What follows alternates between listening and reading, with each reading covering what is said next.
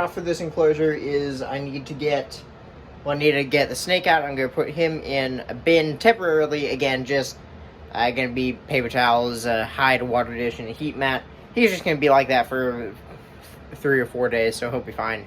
Today I'm going to pull this enclosure down, and I'm going to clean it out, steam clean it, get it really nice and sanitary. Then I'm going to get a log, screw a log across the middle of the enclosure.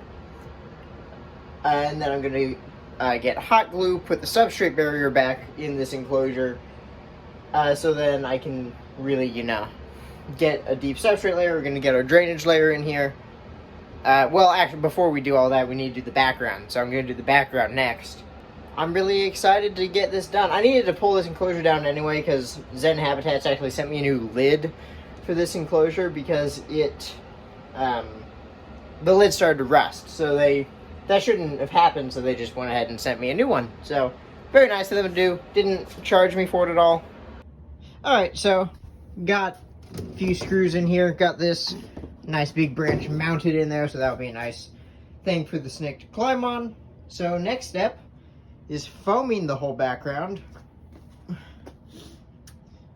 So that's going to take a while. Alrighty, so this is where I'm at now. I'm going to let this foam cure for a little bit. And I just have to put foam on the 2 sides. And then after the foaming is done, all I need to do is carve it. And then I'm going to paint it with the Drylock and acrylic latex paint. Or just acrylic paint. I need to double check. I think that acrylic latex paint is reptile safe. I'm just going to double check to be sure. If it's not, I'm just going to find something else. But I'm going to mix that with some Drylock and paint the carved foam. Yeah. Alright, so the foam has had time to cure. See, it's really hard. That's not still drying at all. I did foam in the substrate barrier as well, just to make sure that doesn't go anywhere. But yeah, so the next step is take a knife. I could only find my skinning knife. I think all my other knives are broken. But the next step is take the skinning knife and just carve away the foam.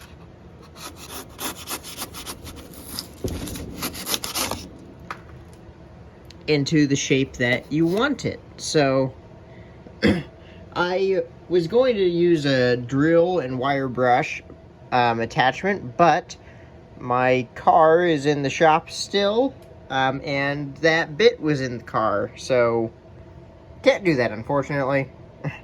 Yeah, so I just need to go ahead and get in there and start carving. Alright, foam is carved. Not my best work by far. I honestly left some of that down there because it was just too difficult to get to. It's such a weird angle for me with a knife, since this substrate barrier is in. And the placement of that branch. Yeah, so it just didn't work too well, but that's going to be concealed by substrate anyway, so I'm not that worried about it. Made the ledge, and I'm actually okay with some of the indents in the foam, because I mean, if you look at rock walls, you'll see little holes in the rocks and things like that all the time. But I need to get to painting. Alright, so there it is. That's just with the gray. That's the B-roll camera. Next, I'm gonna use this color just to really bring out some more of the details in it. I actually really like how this is turning out. I think it'll look very rainforesty by the end. So I'm gonna let this dry for a couple of hours and then come down and do the brown. Okay, that was my last coat. Got the brown on. There might still, when this dries, still be some yellow peeking through, but that's fine. I'm still really happy with how it turned out. I like how in some spots there's some of the charcoal peeking through the browns. Yeah, you see those little holes, there's some foam peeking through, but that's okay. I don't have any paintbrushes that I can get to that with. Alrighty, got the drainage layer in. My personal favorite drainage layer is lava rock, so that's what I'm using. Got a couple inches everywhere. Probably need to spread this out over here a little bit more. But it is important to have drainage layers in bioactive setups like this, because you don't want to, you don't want water to like pool up into substrate. So that's what this will avoid. This will give the water from the plants, and when I missed it, somewhere to drain to, so the plants aren't constantly bringing moisture all the way to the surface. I've had that issue happen in the past. Yeah, there's still some yellow spots, but that's all right. You would even see some lighter spots on rock faces naturally in the wild. I'm still really happy with how this turned out. But yeah, so I'm gonna eat lunch before I do the next part.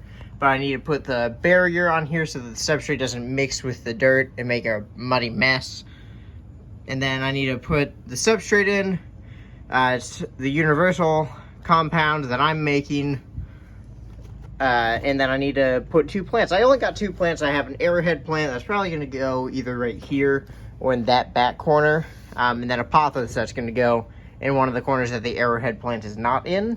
Yeah, after that, all I have to do is put the lighting up here. And then in the next couple of weeks, he's going to be upgraded. I'm going to be building him like I built this enclosure. I'm going to build him a 6-foot because he'll need that within the next year, I'm sure. And the materials that I'll have from that 6-foot, I'll have enough to make the berm over there 4-foot. So I'll have a bunch of 4-foot enclosures. Hopefully I'll be able to get rid of that white one in the future.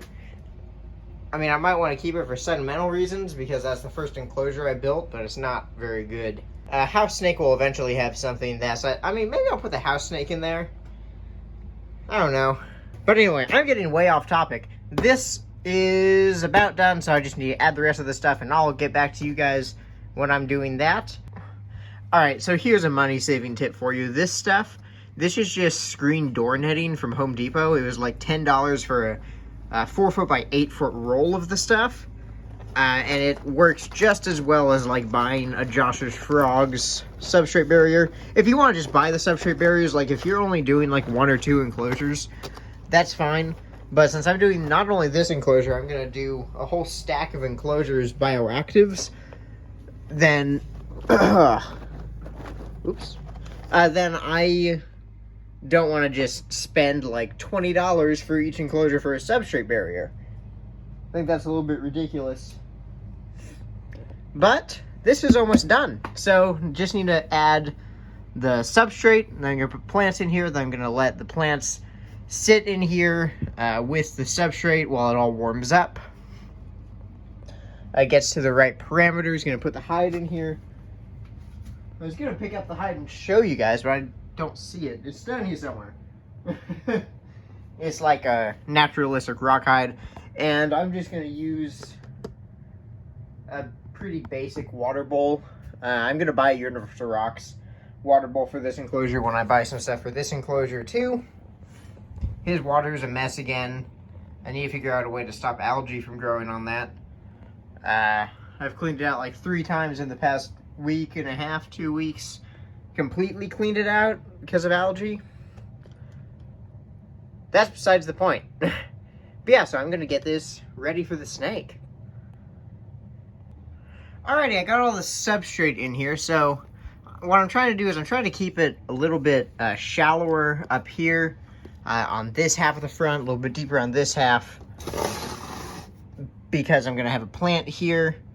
I'm going to plant in that back corner, so I don't want to have the shallower dirt where the plants are going to be.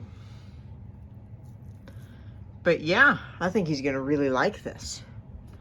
I dug out down here so that he can wedge himself back there if he wants to as well. I think I'm going to put his hide in that corner. But yeah, so, and I'm going to put the arrowhead in that corner and the pothos in this corner so that you can really see back into the enclosure more. Kind of hard with all the scratches on it because my boy down there did a number on the glass, but that's fine. In the future, if I want to, I can order some more doors. But yeah, so hands are so dirty. Gonna start getting stuff planted. Alrighty, so I got the substrate and got the plants in. Got the lighting set up. Added an extra stick there. That's the hide that I got from PetSmart. Don't see the tag. I literally just cut the tag off the thing and I can't find it.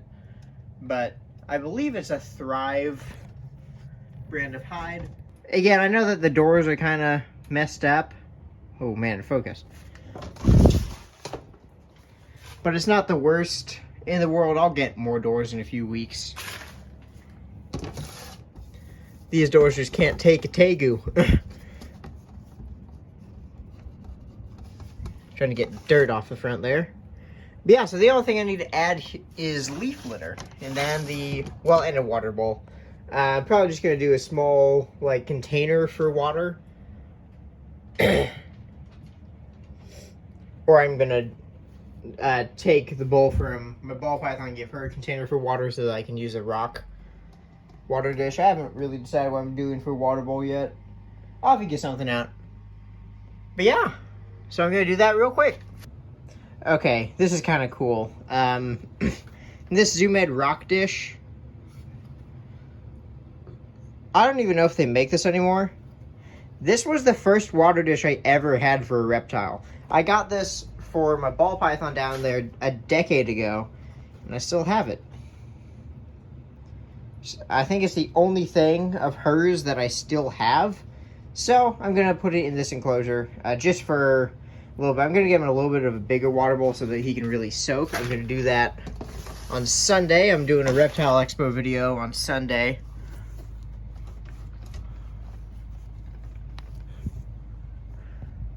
But, you know, I thought for right now, sentimentally, that's the best. And it looks better than just putting a Tupperware in here. But yeah, so I'm going to go get the leaf litter and add water to that, and then we'll be done. I did clean it out really well. The brown is just from age. I cleaned it with hot soapy water and then chlorhexidine and then rinsed it out again. So it's very clean. It's just old.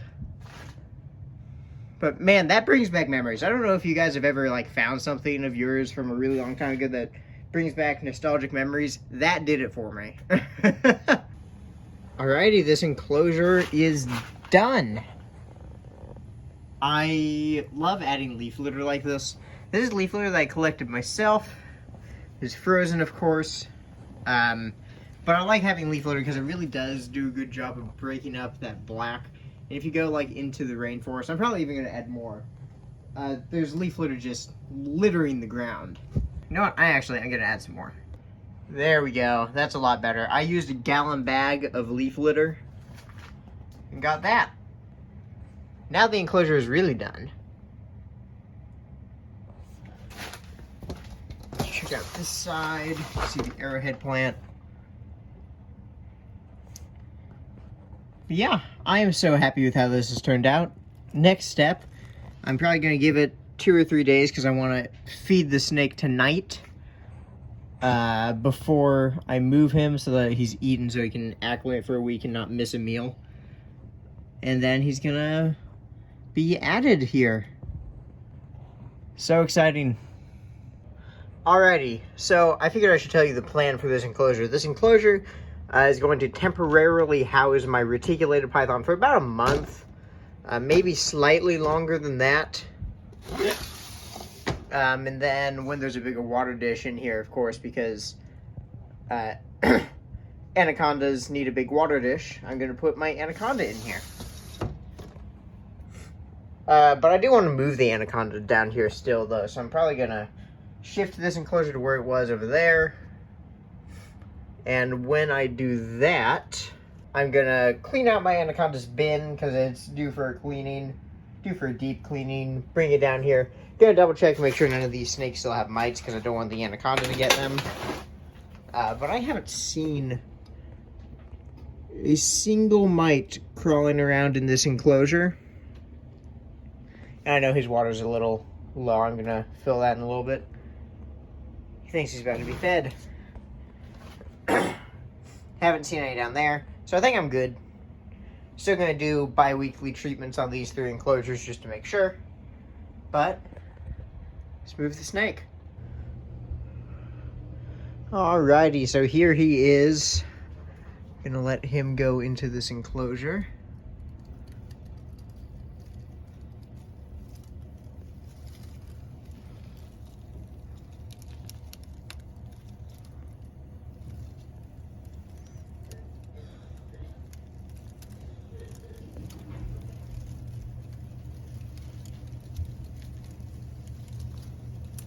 Don't go, I'm gonna tickle your tail. Tickle, tickle.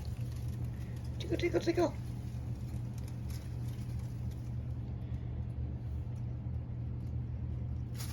Yeah, there he is.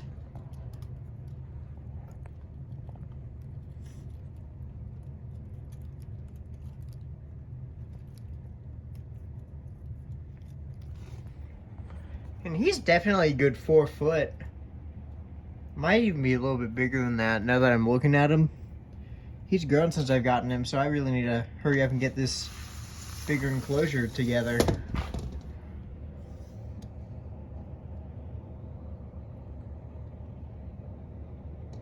Man, he's a pretty snake.